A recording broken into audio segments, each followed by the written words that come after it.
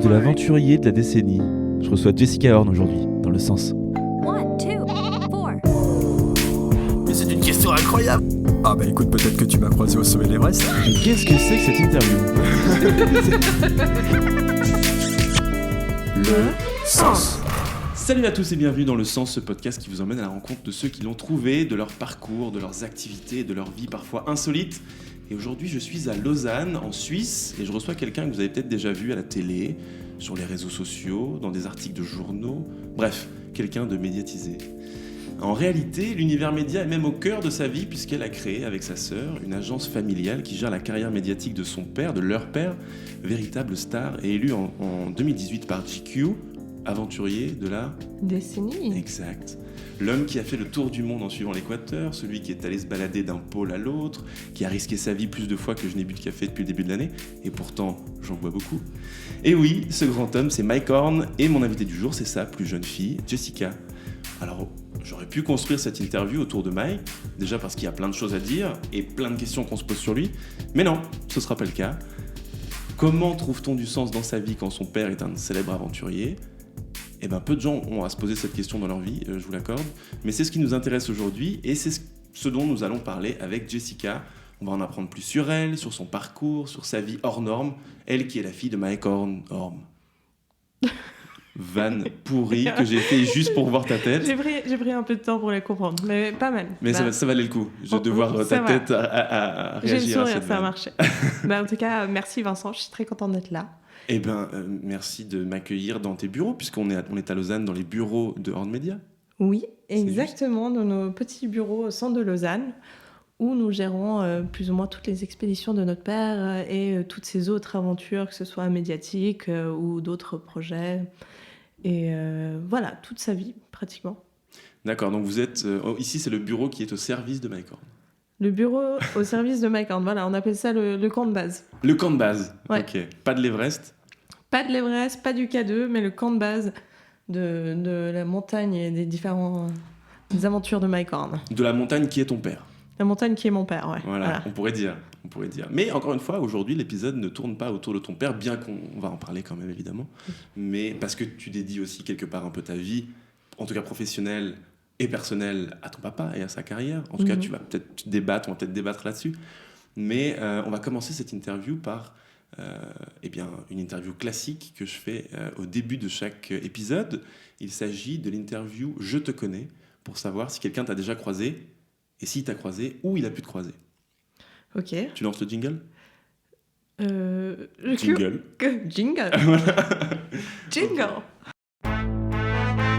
je l'ai déjà entendu. L'interview « Je te connais ». Ah si, je te jure. Mais tu blagues, je connais cette personne. Alors, l'interview « Je te connais », ma chère Jessica, je vais te demander si quelqu'un t'a croisé, si moi je t'ai croisé à l'école, où est-ce que j'ai pu te croiser ? À l'école, alors, si tu m'avais croisé dans le passé, ça aurait été à l'école publique à Châteaudet, où je suis née, avec ma sœur, où mes parents, donc mon père sud-africain et ma mère néo-zélandaise, se sont rencontrés. Et c'est là où tout a commencé. D'accord. Donc ça, c'était le camp de base avant que le bureau ici n'existe. C'était le premier camp de base, ouais. Ok. Petit village à Châteaudet. Donc Châteaudet, c'est sur la route des pistes de ski, c'est ça ? C'est près d'Hochstad, Ouais. donc à peu près à 15 minutes en voiture d'Hochstad. C'était un peu the place to be à l'époque pour tous les expatriés. C'était la grosse fête. Maintenant, c'est un petit peu plus calme. Ok. Mais voilà, ils se sont rencontrés là-bas et ils ont décidé de ne plus quitter la Suisse. Ma mère aussi a un peu un esprit d'aventure, qui avait quitté la Nouvelle-Zélande pour suivre son copain qu'elle a quitté après avoir rencontré mon père. D'accord, Ouais. ok. Elle a enchaîné. Et mon père aussi à la recherche d'aventure. Il a quitté l'Afrique du Sud qui était en période d'apartheid. Et voilà, ils se sont retrouvés comme ça, sans argent, et avec 2 petites filles. Et ils ont commencé à faire plein de petits boulots, plein de petits jobs à Châteaudet. Très bien. Et d'après ce que j'ai lu, parce que je me suis un petit peu renseigné, j'ai fait mon étude sur le clan Horn. En tout cas, j'en sais peut-être un peu plus que avant cette interview. Ok. Même si je pense pas tout savoir, c'est clair. Apparemment, lorsqu'il est parti d'Afrique du Sud, il avait le choix entre 3 destinations qui acceptaient les ressortissants africains du Sud Mhm. sans visa. C'est Exactement, juste ouais. Israël, L'Angleterre et la Suisse. et la Suisse. Il a choisi la Suisse. Est-ce que tu sais pourquoi? Il voulait choisir l'Israël, mais il n'y avait plus de place sur le vol. Il s'est dit, en Israël, je peux rejoindre les forces spéciales. Et c'est parce qu'il connaissait ça, il faisait les forces spéciales en Afrique du Sud. Et au final, il n'y avait plus de place sur le vol. Donc c'est là où il a fini en Suisse, à Zurich. D'accord, donc un peu par hasard finalement. Par hasard, totalement par hasard. Ok. Bon, grâce à lui, aujourd'hui, tu parles français. Oui. Sinon, en Israël ou en Angleterre, tu n'aurais peut-être pas parlé français parce que tu serais pas né là. Ah non, probablement pas. Eh ben non, mais il n'aurait pas rencontré ta mère aussi. Donc tu Et n'existerais voilà, même pas. Exactement. Waouh. Fabuleux. Oh, quelle réalisation. On va arrêter l'interview ici. Maintenant, tu existes, c'est fabuleux. Merci, Jessica.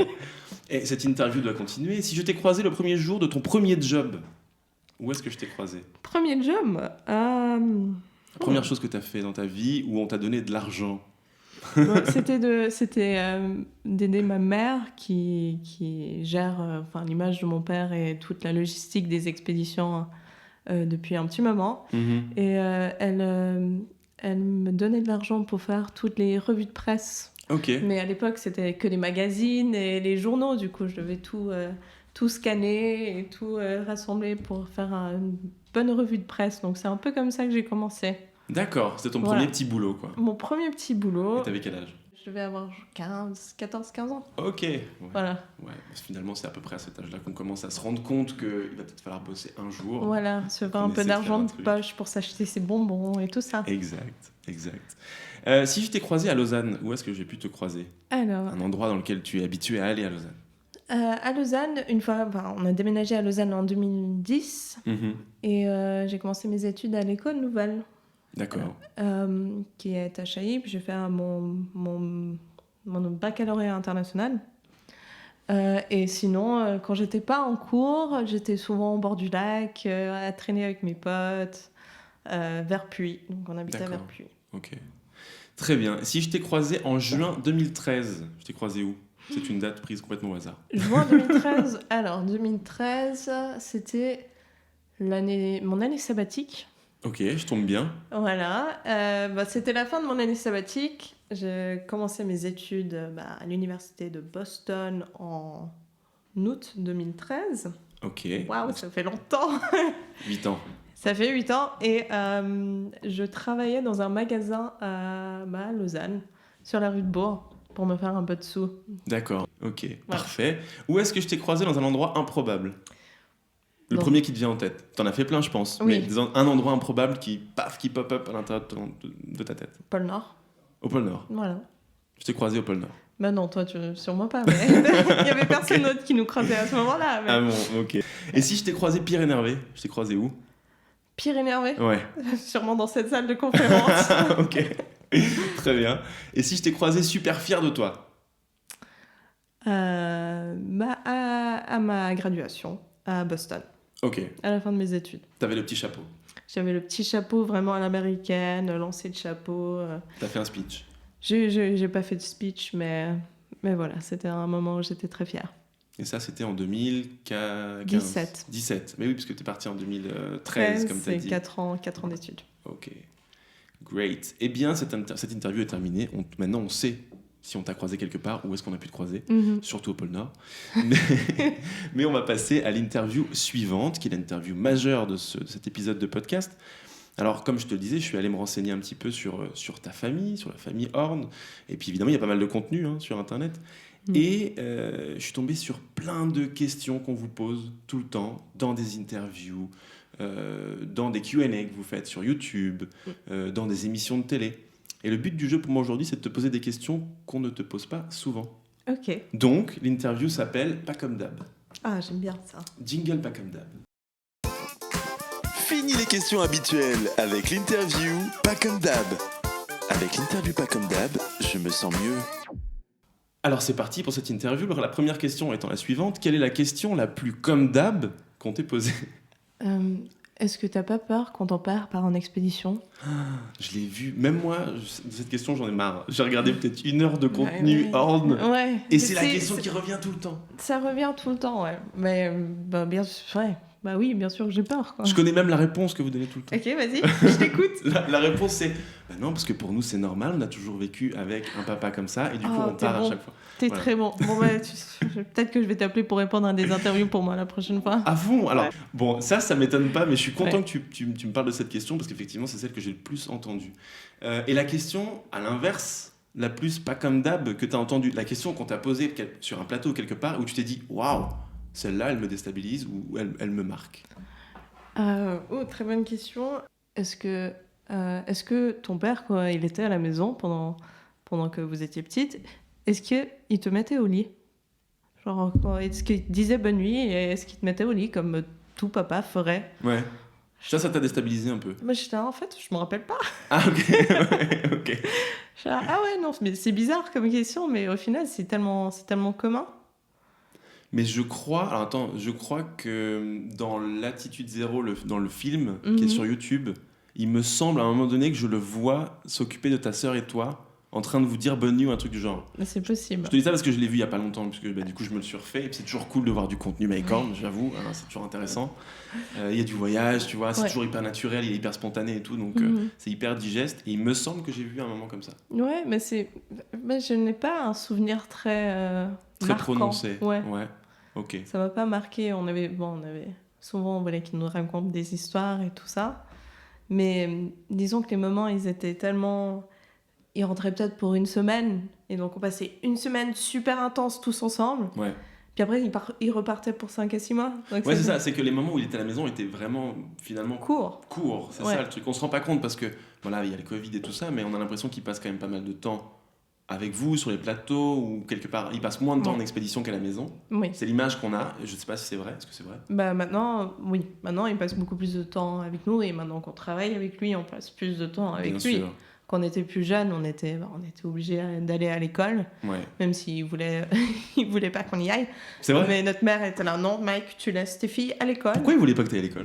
Parce qu'il dit que d'être à l'aventure, c'est l'école de la vie. C'est pas faux non plus. Et Mais est-ce que les tortues dans les Galapagos t'apprennent à lire? non.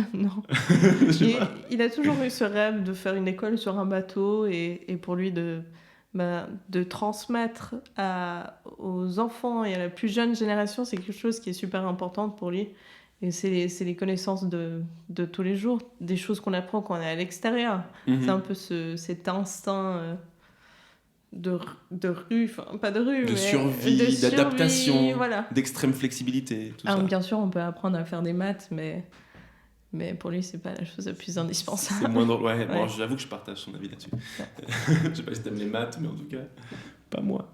Je suis venu voir une conférence Mhm. où tu présentais, comme d'habitude, j'imagine, ton père avant qu'il arrive sur scène.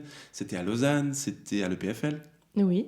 Et j'ai assisté à ça. Et il a raconté qu'à un moment donné, il s'était fait enfermer dans une pièce pour subir une expérience où on augmentait la température, on le mettait une température très chaude, une température très froide, des Mhm. conditions extrêmes qui pouvaient vivre quelque part dans le monde, et que finalement, il n'a quasiment pas réagi, Mhm. il n'avait pas de facteur de stress, ni physiquement, ni moralement, ni mentalement. Il était finalement assez serein, Oui. alors qu'on mettait son corps à rude épreuve. Est-ce que toi et ta sœur, vous aussi, vous avez une capacité comme ça à relativiser, à prendre du recul, à vous maîtriser de façon exceptionnelle, ou est-ce que, au contraire, vous êtes aux antipodes? Alors, comme lui, je pense pas. Parce que lui, c'est vraiment, il applique, c'est son instinct de survie. Il l'applique quand il est dans une situation extrême pendant ses aventures, où, par exemple, il est tombé dans l'eau en Arctique, où il doit vraiment réfléchir, rester zen pour réfléchir correctement Pas paniquer, pas à s'emballer. ne pas paniquer, quels sont les next steps en fait. Et je pense que dans cette situation-là extrême, je paniquerais. Ouais. Mais quand ça vient des situations, par exemple, si nous on est d'un côté au bureau, en train de devoir gérer une situation de crise, enfin une situation de crise, j'appelle ça crise parce que c'est un peu du crisis management Mhm. dans le jargon. En tout cas, un problème qui arrive Voilà, soudain. un problème Ouais. qui arrive quand, par exemple, il nous appelle, là, pendant sa dernière expédition, il nous dit, ok, bon, bah, j'ai plus que 7 jours de nourriture, Mhm. il faut commencer à mettre des plans de rapatriement en place. Donc là, c'est vraiment, on commence à stresser, mais on sait très bien que si on stresse, ça va rien changer. il dit souvent genre if you worry you die, if you don't worry you die, so why worry? Et c'est vrai. C'est juste. Tu ne peux pas changer la situation. Que tu sois stressé va que empirer en fait ta manière de gérer cette situation-là. Mhm. Lui, c'est physique. Et du coup, et ça, je me dis que c'est pour ça qu'il est encore en vie aujourd'hui, c'est qu'il arrive à gérer son stress, enfin, qu'il n'y a pas en fait ce trigger Mhm. de stress. Donc tu dirais que c'est plutôt quelque chose d'adapté que d'inné. C'est pas quelque chose qu'il a en lui, c'est quelque chose qu'il a travaillé aussi avec le temps Pour lui, je pense que c'est et inné. le ratio. Je C'est pense inné que- pour lui. Je pense que c'est inné. Mais bon, je l'analyse depuis très longtemps aussi. Ouais, Qu'est-ce qu'il- j'imagine. Parce que je me pose tellement de questions sur lui, parce qu'il reste quand même un mystère, même pour ses filles. C'est genre, à quoi il pense, comment il réagit et tout ça. Et en fait, c'est son pouvoir d'adaptation en fait, à n'importe quel environnement Ouais. qui est sa force, en mon opinion. Après, c'est genre, tu peux le travailler, bien sûr. Et ça, il l'a travaillé pendant toutes ces années. Ça a commencé quand il faisait les forces spéciales, ou même avant ça, dans le bush en Namibie, quand il partait en vacances de famille. Et quelque chose qu'il travaille depuis des années, mais tu peux pas gérer une situation de crise, par exemple. Tout ce qui lui arrive, c'est genre la première fois que j'entends parler de ces situations-là, tu vois. Mhm. Donc c'est quelque chose que tu dois quand même avoir en toi. C'est sûr. Moi, je trouve hyper impressionnant, pour aller dans le sens de ce que tu dis, cette capacité d'adaptation qu'il peut avoir aussi dans les médias. C'est-à-dire que tu as l'impression qu'il est super chill, qu'il y a une caméra ou pas, qu'il y ait 200 personnes ou 3000. Le mec est dans le salon en train de discuter avec vous, quoi. Ouais. Et c'est ça qui fait aussi, je pense, qu'il y a une proximité avec le public. C'est que finalement, on a l'impression qu'on est au bord du feu de cheminée avec un Mhm. verre en train d'entendre une histoire. Mhm. Tu vois, je sais pas, sur des plateaux et tout ça, il a l'air si naturel. Ouais, C'est ça l'adaptation aussi pour toi? Oui. Ouais. C'est, il peut être en aventure et le lendemain être sur un plateau télé et c'est comme s'il n'y avait pas eu de changement du tout, en fait. À l'aise dans les deux. À l'aise. Et oui, pour moi, c'est sa plus grande force, c'est ce pouvoir d'adaptation. J'imagine. Ouais. Attends, on a dit qu'on parlait pas trop de ton père. Qu'est-ce que c'est que cette On histoire? ne peut pas s'empêcher de le faire. Mais de quel côté exceptionnel, du coup, toi, tu as hérité de lui? Ouf. Toi, moi, j'ai- Jessica. Ah oui. Alors moi, je dirais plus que j'ai hérité de sa manière d'être têtu. Ah oui? Ouais. D'être borné, t'as décidé un truc, c'est Ouais, comme ça. Je suis un peu. Je vois un peu. I blink, comme ça. Voilà. Ouais. I focus on one thing. Ok. Mais. Une résilience, de la résilience peut-être. Ouais. Tu tombes, tu te relèves. C'est le mot que j'allais utiliser, c'est la résilience. La résilience face à l'adversité, on va dire. En étant ado, j'étais pas une ado très facile. J'en avais marre d'être connue comme la fille d'eux. Moi, j'ai envie d'être connue comme Jessica Horn. Mais c'est On clair. est ado, on a un ego qui est genre surdimensionné. Et j'étais là, moi, mon papa, il est pas là pour ci, pour ça. Et les gens me le rappelaient, en fait. Et T'as déjà eu ce sentiment de vivre un peu par procuration? De dire, moi, j'existe finalement qu'à travers lui. oui, T'as déjà eu mais ce sentiment-là? oui, ça m'arrivait beaucoup quand j'étais ado. Et Ouais. je l'acceptais pas forcément. Je devais me rebeller de ma certaine manière.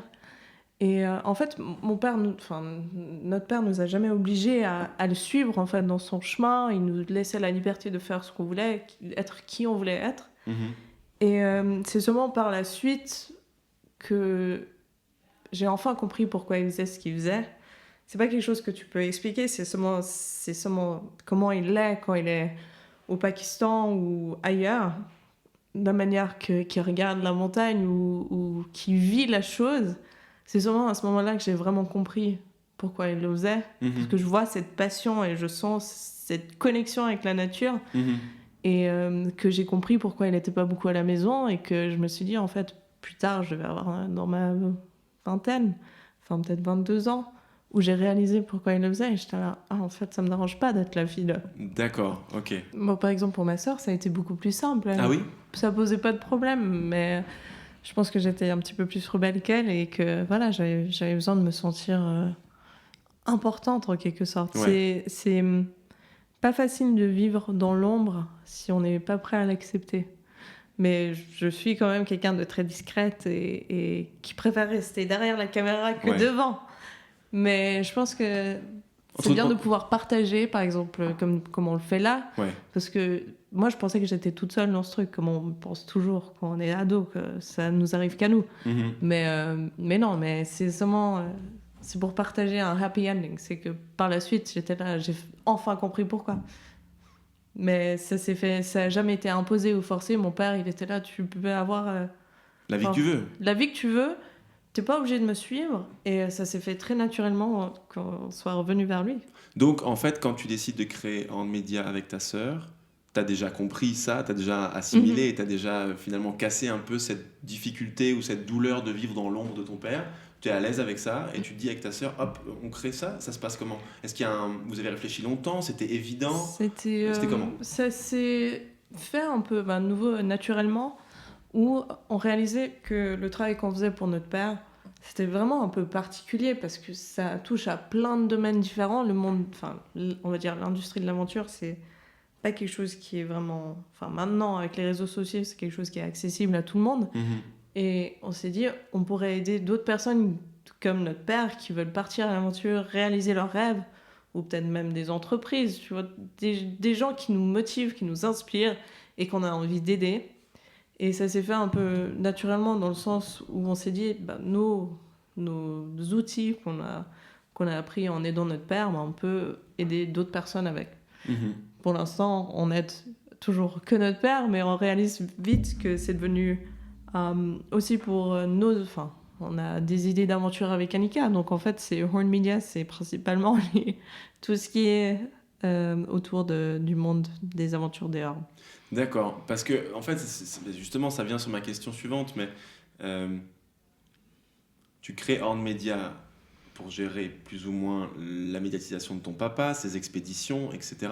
Mais à un moment donné, lui, il en aura peut-être marre. Je pense pas, d'après ce que je vois comme interview, parce qu'apparemment, il a ça vraiment en lui. Mais il y a un moment donné où la vie fait que tu vieillis et tu ne pourras plus faire autant d'exploits que ce qu'il faisait par le passé. Mm-hmm. À ce moment-là, Horn Media devient quoi? À ce moment-là, Horn Media prend son envol et va... Et Jessica et Annika partent à faire l'aventure. les ascensions, c'est ça, et les Ouais, expéditions. Disons que on en parlait justement hier avec ma sœur, on arrive à un stade de notre vie où on a beaucoup de travail et que Horn Media a beaucoup changé et maintenant on fait beaucoup de production média. Mhm. Donc toujours avec... ils veulent toujours avoir notre père dans tout ce qu'on crée, mais ça prend quand même un peu son envol, mais c'est quand même du travail à 100% au bureau et ça nous laisse moins de temps de faire nos aventures. Bien sûr. Et on est là, est-ce qu'on veut être des Businesswoman? Des businesswomen derrière notre bureau du lundi au vendredi? Est-ce que c'est la vie qu'on veut? Ou est-ce qu'il faut qu'on aille explorer un peu quand même et qu'on parte à l'aventure? En fait, on réalise qu'il y a beaucoup d'intérêt pour le travail qu'on fait pour notre père, parce que maintenant, tout le monde veut partir à l'aventure et ils veulent justement ces outils que nous, on a pour pouvoir le faire. Mais nous aussi, on veut être... Partie prenante. Ouais, Vous voulez être Voilà. aussi au cœur de ce dont vous parlez. exactement. C'est ça. C'est dans notre ADN, quoi. On peut pas... Là, avec le confinement, on est beaucoup au bureau, à la maison, et notre père aussi. Et ça, on a dû changer un peu, se réinventer et de trouver de nouvelles manières de communiquer. Donc c'est l'aventure, disons, dans le monde professionnel. Mhm. Mais il manque cette aventure physique, quoi. Bien sûr. Qu'il faut qu'on aille rechercher. Du coup, vous allez dans de l'eau à 2 degrés. Voilà. Ça, c'est l'aventure locale. Voilà. On se sent vivant comme ça. Si jamais, pour ceux qui nous écoutent ou qui nous regardent, vous pouvez aller voir sur la chaîne de Mike Horn, je vais mettre le lien quelque part, puisque j'ai vu Annika en train de se baigner avec ton père, ils expliquent tous les deux comment faire pour le faire en toute sécurité, Ouais. mais comment ça peut être bien aussi de sortir de sa zone de confort. Mhm. Vous en parlez souvent, du fait que c'est au-delà de la zone de confort qu'on vit les plus belles choses. Je suis assez d'accord avec ça. Quel est le moment dans ta vie où tu as le sentiment d'avoir été vraiment au-delà de ta zone de confort, le plus, tu vois? C'est souvent quand on accompagne notre père au camp de base, par exemple du K2 ou du Nanga Parbat. Ouais. C'est surtout le K2, c'est à chaque fois c'est long, c'est éprouvant physiquement. On monte à 5200 mètres, c'est 7 jours de marche. C'est fatigant et je pense qu'il faut vraiment avoir une certaine discipline pour continuer à marcher certains jours. Et là, il faut vraiment se pousser. Et là, ça te met... Tu te sens tellement vulnérable parce que tu as des montagnes de 8000 mètres qui t'entourent. C'est genre... Tu te sens tout petit. Et puis, tu es entouré de gens qui vont aller en haut. Ou en tout cas, qui Ouais. ont pour objectif d'aller en haut. Donc toi, tu te dis... Enfin, j'imagine que tu dois te sentir... Waouh, mais c'est que des aventuriers ou des gens qui sont habitués à cet univers-là. Et moi, je dois suivre, en tout cas, pour les premières étapes, ça doit être quelque chose d'assez flippant. C'est... Ouais, bah, la première fois que je l'ai fait, j'étais encore un peu... En fait, c'est grâce à la première fois qu'on a été au K2 que j'ai un peu fait cette transition et que j'ai vu mon père dans son élément et que j'ai enfin un peu compris qui il était. Ouais. Et ouais, il t'attend pas, quoi. Tu continues à marcher. D'accord. Et t'es tout seul derrière, il t'arrive peut-être 2 heures ou 3 heures après lui, mais il faut que t'arrives. Et une fois que t'arrives, t'es très content, quoi. Et après, c'est reparti le lendemain. Et tu le fais pendant 7 jours. Ça me rappelle un truc, alors du coup, anecdote personnelle pourrie, mais j'ai essayé de faire le Mont Blanc en 2015 avec un ami à moi qui est d'ailleurs en ce moment à l'Everest et qui essaie de le monter pour la 3e fois. Il a déjà monté 2 fois. Il est notaire en France, Ok. il s'appelle Michel, petite dédicace à Michel, qui entendra cette émission, j'espère, une fois qu'il sera rentré et qu'il aura gravi Oui, le sommet une 3e fois. on pense à toi, Michel. Absolument. Et fan de ton père aussi, Ah. accessoirement, et qui a lu tous les bouquins et tout ça. Et en fait, lui m'emmène monter le Mont Blanc, qu'il a monté une dizaine de fois, tu vois. Mhm. Puis moi, bon, je suis sportif à l'époque, mais la montagne, qu'elle soit moyenne, basse ou haute, je ne connais pas. Et du coup, j'ai eu une espèce de bronchite la veille du départ, donc j'y vais quand même, j'ai un peu peur, et lui me pousse un peu, tu vois. Et là, je me suis retrouvé dans un refuge donc à Tête-Rousse, pour ceux qui connaissent, qui est à 3002, je crois, donc c'était quand même pas très haut. Mm. On se retrouve là-bas et on passe la nuit, donc très courte nuit, on arrive à 18h, on devait repartir à 1h du matin. Et il n'y a que des Hollandais, des Ukrainiens, des Japonais, je sais pas pourquoi, on est au tout début de saison, et c'est très international, et tous, le Mont Blanc, c'est pacotille, tu vois. Mhm. C'est peanut pour eux, c'est un entraînement pour le début de saison. Et moi, je suis là, c'est un truc de barge, je suis mal, tu sais, j'ai la bronchite, j'ai peur, j'ai déjà vu du vide et tout, je suis pas à l'aise. Mhm. C'est pas mon truc, tu vois. Et je me suis senti vraiment seul en me disant, même s'il y a du monde autour de moi, ils ont tous l'air super à l'aise. Et moi, je suis le seul à me dire, mais en fait, elle est vachement haute cette montagne, tu vois. Et du coup, c'est pour ça que je te dis ça Ouais. au niveau du K2. Je me dis, tu t'es peut-être senti comme ça, un peu seul, de te dire, j'accompagne mon père, mais au final, c'est pas trop mon univers à moi. Ou alors, au contraire, est-ce que tu t'es senti plus ou moins à l'aise dans ça? Alors, j'étais pas du tout à l'aise au départ, mais c'est un univers que j'ai découvert. Enfin, le monde de la grimpe et surtout des ascensions des 8000 mètres, c'est tellement particulier. Il faut le vivre pour le comprendre, je J'imagine. pense. Et non, je peux m'imaginer aujourd'hui peut-être commencer par des 6000 ou... Ouais. Voilà, notre père, il a envie de nous amener avec lui. Et ouais, je me verrais bien tenter un petit sommet éventuellement. Mais par Là. contre, je souffre de l'altitude. Donc, Ah oui, c'est vrai, t'as le mal Ouais. des montagnes. ouais, on était à 5200 mètres au K2, au camp de base, et c'était difficile. Mais c'est tout une question d'acclimatation et tout ça après. Mais Ouais. je peux comprendre, mais une fois que tu arrives, c'est tellement gratifiant. J'imagine. Je suis pas allé en haut. Hein. Oh non. J'irai j'ai un cru jour qu'il y de avait une nouveau. fin heureuse. Non, Ok. non, ben non. Pour Non. l'instant, c'est un Et échec. je l'ai jamais fait, donc on pourra y aller ensemble. Avec plaisir. Ouais. Avec plaisir. On ira avec ton père, avec Michel, du coup. Ouais, bah oui. Comme ça, eux, ils peuvent nous attendre en haut. C'est clair. Mais tu vois, alors, en l'occurrence, j'essaie, moi, de comprendre un petit peu ce que tu peux vivre. Alors, j'ai pas beaucoup d'exemples, mais c'est clair que Michel est quelqu'un de proche pour moi. Parfois, il part et lui, il est pas très réseaux sociaux, il est pas très communication non plus. Il aime bien vivre son expérience et il part souvent 2 mois, 3 mois, Mhm. une fois par an. Il a fait 4 des 7 Summits, tu vois. Donc, Oh. il part souvent. Mais je me dis, je ne sais pas où il est. Ça fait 1 mois que j'ai pas de nouvelles. Peut-être qu'il va revenir, peut-être pas. Et comme je tiens à lui, je me dis, mince, j'aimerais bien savoir. Toi, à ce niveau-là, combien de temps t'es resté au maximum sans nouvelles de ton père, sans savoir où il était, sans même savoir s'il était en vie? Ah, ouf. Alors, bon, quand ma mère s'occupait de la logistique des expéditions, elle a quand même passé quelques semaines sans nouvelles de lui. Je ne savais même pas s'il était en vie pendant son expédition Latitude 0, parce qu'il ne pouvait pas donner de nouvelles. Maintenant c'est avec les moyens de communication qu'on a, c'est différent. C'est peut-être une semaine, mais quand il est en expédition, j'ai des nouvelles le matin et le soir. D'accord, ok. Par Ouais. exemple, pour le pôle Nord, il me donne son point GPS le matin et le soir. Avec un j'ai- téléphone satellite, il communique avec toi, c'est Avec ça? un téléphone satellite, et il m'envoie des messages tous les jours. Si ouais, si j'ai pas de nouvelles pendant 3 jours, à ce moment-là, je commence à me faire des soucis, tu vois, genre des petites inquiétudes. Mais ouais, Aujourd'hui, c'est plus facile de communiquer, en tout cas, Oui. avec lui. Ouais, ouais. beaucoup plus facile qu'à l'époque. Avant, ils avaient peut-être, je me rappelle plus comment ils le racontent, mais juste des numéros qu'ils pouvaient envoyer. C'était code 1, c'était All is good, code 2 et code 16, c'était genre SOS. D'accord. On voit les rapatriements, quoi. Pfff, mais ça, c'est le flip. Hein. Tu Je reçois peux des même chiffres. pas imaginer, je sais même pas Parce que ce comment que ta elle a maman fait. a vécu pendant toutes Ouais, ces années à ce se qu'elle dire... vivait.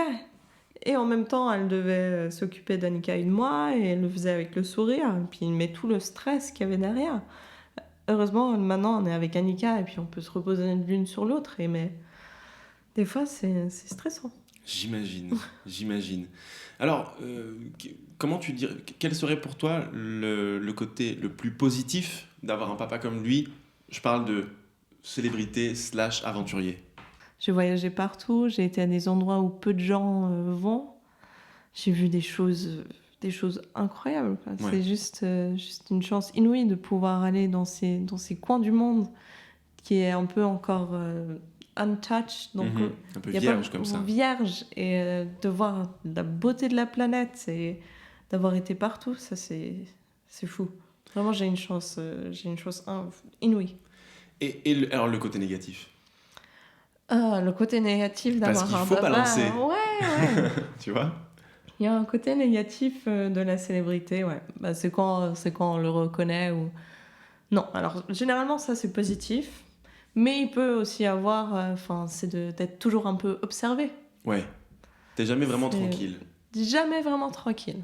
Mais est-ce que tu ressens ça même en Suisse? Parce que c'est vrai que, alors, moi ça fait 7-8 ans maintenant que je suis en Suisse, Mm. il y a beaucoup de personnalités qui sont là, qu'on croise ou qu'on croise pas. Mais moi je me souviens plutôt vers Genève, je croisais souvent Mhm. des sportifs de haut niveau, etc. quand j'allais jouer au tennis ou autre. On les laisse tranquilles. En Suisse, on est assez bien pour ça, mais en France par contre, C'est c'est autre différent. chose. C'est un autre niveau. Par exemple, on est au resto et ils vont l'interrompre pendant qu'il est en plein repas. En Suisse, ça se ferait même pas. Bien sûr. Les ouais. gens, ils penseraient même pas à le faire. Donc, on est bien en Suisse pour ça. Mais Ouais, ça c'est peut-être le côté un peu plus ennuyeux que tu ressens. Mais est-ce que toi, par exemple, on te reconnaît en France? Ah, c'est la fille de Mike Horn. en France, alors moi, beaucoup moins que ma sœur. Donc, je suis C'est très vrai contente. Ouais, bon, ma sœur, elle a des traits forts quand même. Elle a les traits du papa. Moi, je passe un peu plus discrète. tu vois. Incognito. Voilà. Ok, ce qui est pas plus mal d'après ce que tu me dis là. Tu préfères? Moi, je presque. préfère. Mais après, à Lausanne, c'est difficile d'être incognito. Ouais. Bah oui, c'est un petit endroit. C'est un petit endroit, c'est un petit village. Ouais. Ok. Donc ça, c'est ce qui te pèse un peu, mais bon, on peut pas dire que ce soit non plus hyper handicapant. Enfin, Non, c'est pas handicapant. Et généralement, si on nous reconnaît, c'est parce qu'ils nous admirent ce que mon père fait. Donc c'est très... C'est enfin, valorisant ça, aussi. Ouais, ça nous ouais, apporte quelque chose. Ça nous motive à faire plus parce que ils sont là, ah, trop génial les vidéos, ah, trop bien cette expédition, trop bien ce livre. Et c'est tout le travail qu'on fait derrière qui est un peu... C'est recevoir un peu... De la reconnaissance. De la reconnaissance, exactement. Et la validation que ton travail est bien fait et que ça vaut le coup de le faire et de Ouais. continuer. ça fait plaisir, ça nous motive plus qu'autre chose. Donc, Bien sûr. T'as rencontré des artistes que tu rêvais de rencontrer grâce à ton père et grâce à toutes ces expéditions et cette médiatisation? Ouais, j'ai rencontré pas mal de célébrités. La dernière fois à Paris, pendant les conférences, mon père est très fan de Woodkid. Mhm. Et du coup, on l'avait invité à participer à la conférence. Et c'était la petite surprise que je lui avais organisée à la fin. Il y avait justement Johan Woodkid qui l'attendait dans sa loge et ils ont pu échanger. C'était le meilleur cadeau que j'ai pu offrir à mon Ok. père parce qu'il connaît pas beaucoup d'artistes, mais il l'adore, Johan. Et du coup, voilà. Et moi aussi, j'étais très starstruck quand je l'ai vu. J'imagine. En plus, il fait de la musique Ah, mais qui pourrait aller sur toutes les vidéos d'expé de ton père. c'est tellement La puissant. musique qui te prend, c'est puissant, c'est Ouais. orchestral aussi. C'est émotionnel, quoi. Ça te fait vivre des choses, mais tu voyages rien en écoutant sa musique. Du coup, voilà, j'admire beaucoup ce qu'il fait aussi. Très bien. J'ai une dernière question de cette interview. Encore une fois, une interview pas comme d'hab. J'essaie de te poser des questions qu'on ne pose pas toujours. Maintenant, je pense que tout au long de cette interview, on a quand même posé des questions qu'on te pose souvent, j'imagine. Mais en 2020, tu vas dans Touche pas à mon poste avec ton père. Et là, on te pose la question, mais ça doit être compliqué de trouver un mec, machin, etc. Et toi, tu réponds, ah, mais moi, je voudrais l'opposé de mon père. Oui. Mais en fait, je me suis dit, ça, c'est marrant, faudrait que je lui pose la question, pourquoi est-ce que tu voudrais l'opposer ? T'en as marre ? Tu pourrais pas être avec quelqu'un qui prend des risques comme ça ? C'est quoi la raison principale qui t'a motivé à répondre comme ça ? Parce que, disons qu'il est quand même, il a une place importante dans ma vie, Ouais. qui voudrait combler le vide qui est laissé, en fait, parce qu'il y a déjà tellement d'énergie et de force avec mon père et de présence qu'il faudrait quelqu'un qui fasse autre chose. Plus normal. Mais en fait, je me retrouve avec quelqu'un de similaire, donc c'est pas... Ah, c'est vrai. Donc voilà. Donc finalement... Voilà, j'avais pas raison. Non, puis Non. on contrôle pas ce genre de truc, n'est-ce pas ? Non, on est attiré par des gens qui nous font nous sentir bien et à la maison, quoi, on va Et peu dire. importe ce qu'ils font. Peu importe ce qu'ils font Finalement. et qui ils sont et s'ils ont une forte personnalité ou pas, on les accepte comme ils sont, quoi. Exact. Bon, alors du coup, on va passer à l'interview suivante qui, en fait, ça s'appelle les 4 dernières questions de l'invité. Ok. Jingle, Jingle. puisque je fais toujours un jingle pour tout. Les 4 dernières questions Les 4 dernières questions de l'invité. Ces 4 dernières questions de l'invité sont les plus compliquées à répondre, les plus profondes, celles qui peuvent te provoquer des laisse-moi réfléchir. J'ai déjà eu ça avant. Ou pas. La première, celle-là, normalement, tu vas y répondre facilement. Quels sont les prochains projets de Horn Media ? Sur quoi vous bossez ? Quelle est la promo du moment ? Alors, là, en ce moment, on bosse sur plusieurs projets. On va dire, pendant ce confinement, on a essayé de trouver de nouvelles manières de communiquer à notre audience, vu que beaucoup moins d'aventures, beaucoup moins de voyages à cause des différentes restrictions. Donc là, on bosse sur un projet d'écriture de livres. Donc, Ok. on est en train de faire une coédition pour la dernière aventure de notre père, qui devrait sortir cette année. On travaille sur un projet d'émission sur RMC Découverte. D'accord. On espère sortir à la fin de l'année aussi. Mhm.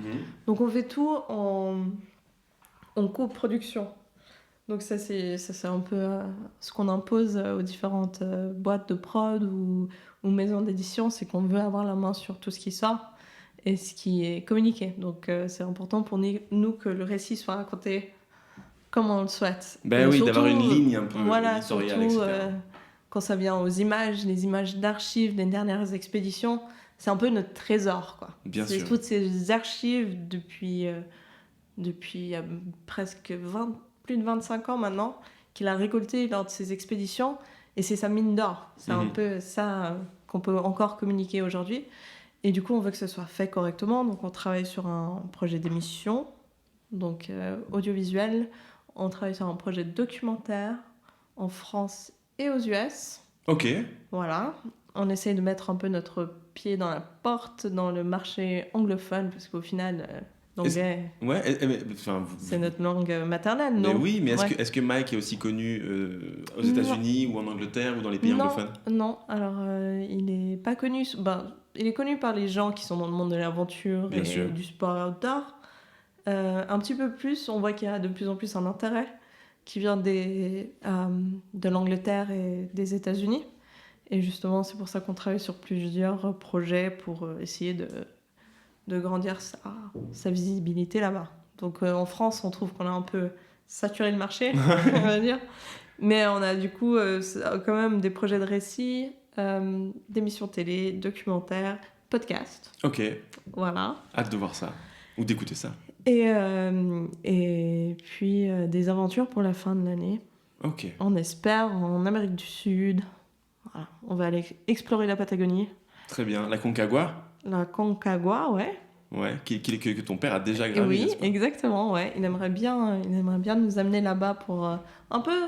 Il arrive un peu à un moment, il a envie de retracer ses pas en tant qu'aventurier et D'accord. il se calme un petit peu. La dernière expédition était un peu intense. Ouais. Et On là, s'en c'est plus souvient. dans le partage en famille avec nous, avec Annika et moi, qui avons aussi d'autres projets d'aventure. Donc voilà, bientôt ce sera Annika et Jessica Horn, les aventurières. Mais du coup, ça m'emmène sur la question suivante. Jess, quel est ton plus grand rêve ? C'est une question compliquée, hein. Ah ouais. À toi, Mon plus grand rêve à moi. développer Horn Media, aller faire le tour du monde Oui. sans passer par l'Équateur. Les deux. Développer en média. Te marier, acheter un chien, Oui. adopter un chien à la SPA. Tout. Tu veux tout faire. Je veux tout faire. Je suis très épanouie professionnellement. J'ai encore plein d'aventures à faire. Et de voyages. Je pense que j'ai besoin de ça aussi.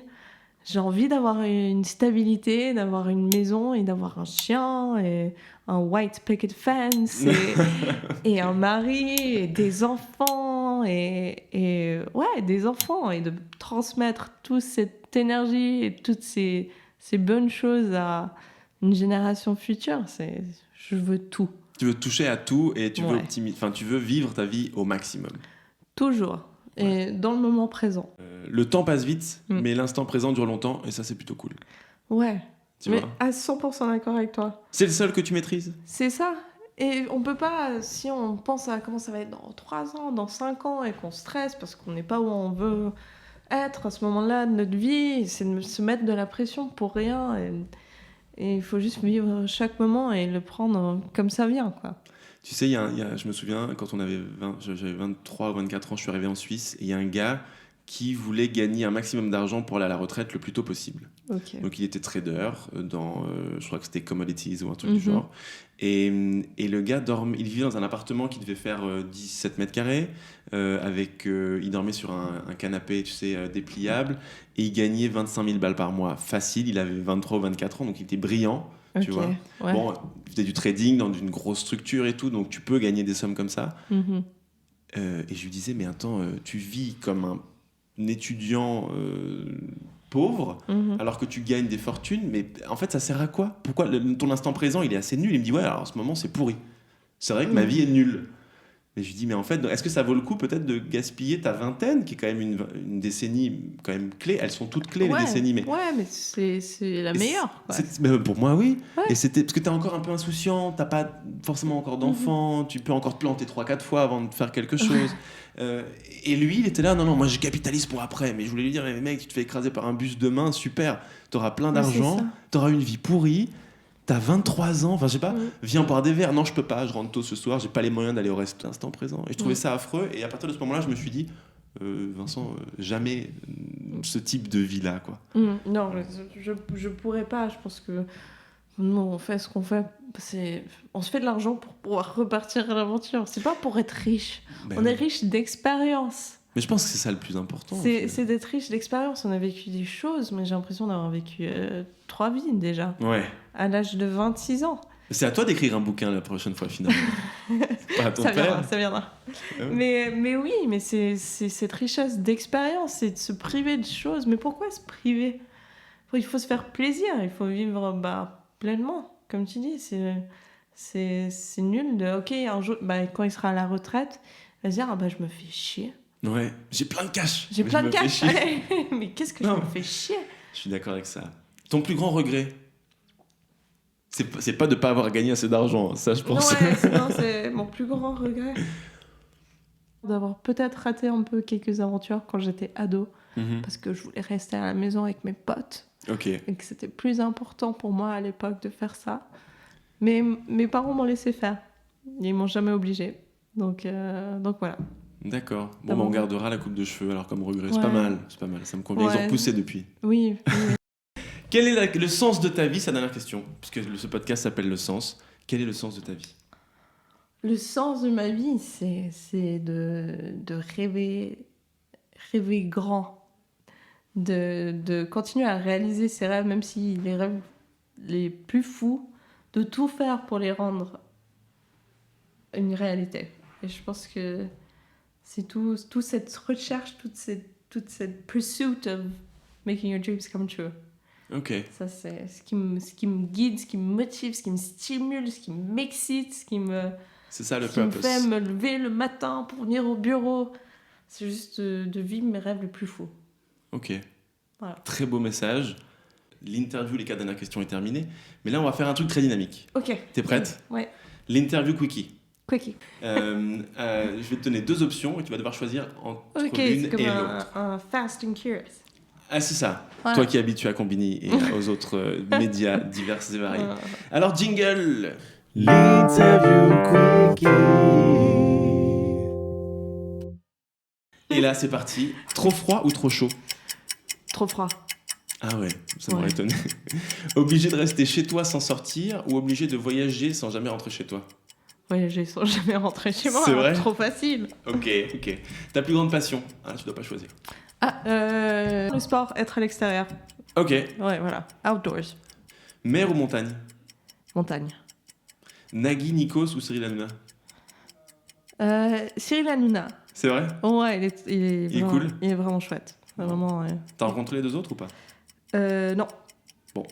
Si je te propose entre deux options, la cape d'invisibilité d'Harry Potter ou un don d'ubiquité, tu peux être à plusieurs endroits en même temps. Le deuxième, le don d'ubiquité. Tu peux être à 2-3 endroits en même temps. Ouais, moi, des fois, j'ai un serious FOMO, donc Ah ouais, mais ça. fear moi of aussi. missing out. Ouais. Il se C'est passe terrible. toujours quelque chose de mieux là où je ne suis pas. Voilà. C'est ça. Et du coup, j'aimerais être partout. Je suis aussi une personne très hyperactive socialement, du coup, voilà. T'as besoin d'être à plusieurs endroits en même temps et tu n'y arrives pas. Voilà. Ok. J'y arrive pas encore. Ouais. Who knows. Le lieu qui t'a le plus marqué dans ta vie et où tu vivras un jour. T'es allé dans cet endroit et tu te dis one day I'm gonna have a house there. South Africa. Ah ouais. Ouais. T'as jamais vécu là-bas finalement en Afrique du Sud? Non, j'ai fait 4 mois pendant mon année sabbatique. J'adore ce pays. J'adore, enfin, si je serais là-bas déjà maintenant, si c'était pas pour questions politiques et économiques et tout ça. Et où ça, à Cape Town? À Cape Town. Ouais. J'adore. C'est vraiment, les gens, ils sont tellement gentils, ils ont tout ce qu'il faut pour bien vivre. Ok. Ouais, Ah, de ce que j'ai entendu de cet endroit, effectivement, les gens sont beaux, les gens sont sympas. Ils sont heureux, ils les gens sont sont bons heureux. vivants. Ouais. Il y a la c'est- fête aussi. Il y a la fête, il y a la plage, il y a tout. Bon. La bonne nourriture. Eh ben, on se quitte sur Cape Town. Merci à toi, Jess. Merci à toi. Merci pour cette interview. Merci de m'avoir donné du temps. Merci d'avoir répondu à mes questions. Avec grand plaisir, quand tu veux. Et qu'est-ce que je te souhaite? Plein de succès, plein de voyages, Plein de voyages. plein d'aventures. Ouais. Allez, on se quitte là-dessus. Ciao. Ciao. Et oui, le sens est déjà terminé, j'espère que cet épisode vous a plu. Vous n'avez qu'une seule chose à faire, partager cet épisode, le commenter et mettre 5 étoiles partout où vous le pouvez. Et en attendant le prochain épisode, eh bien, n'oubliez pas que si vous êtes réveillé ce matin, c'est que vous allez dans le bon sens. Sens.